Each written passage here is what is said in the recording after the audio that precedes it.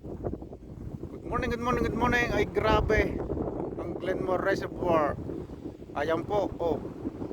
Magpipishing sana po kami. Kaso, naiga po yung tubig kasi po may forecast na uulan ng napakalakas. Kaya nga po yan, oh. Ang natira na lang yung parang kanal.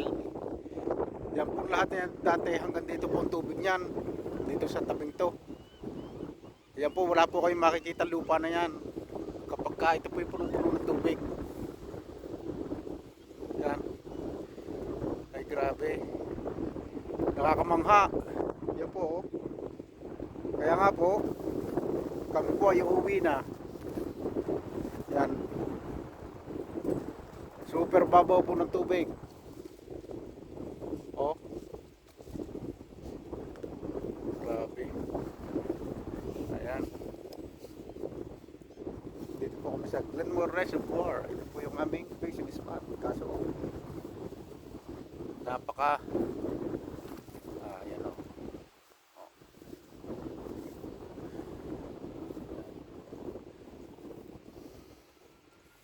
Beautiful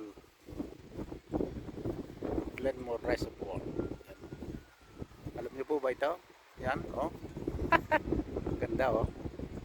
Oh.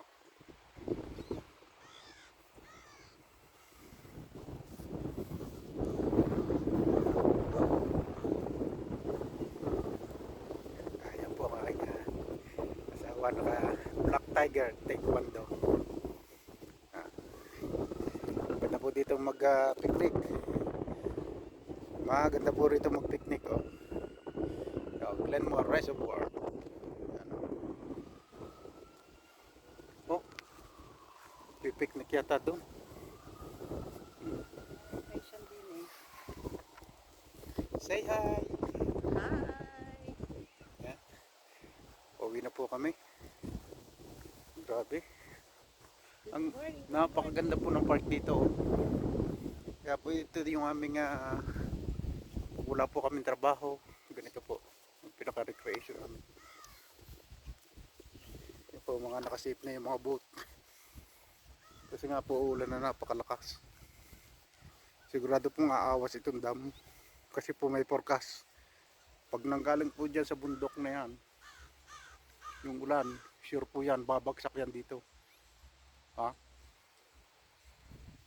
Babagsak po yan dito at baka po umawas itong tubig. Dati po bumaha ito eh. Ayan. Way back 2013. Yung pong bumaha dito. Ang laki ng pine tree. Yo, may ano pa, may uwak. May uwak. Ah.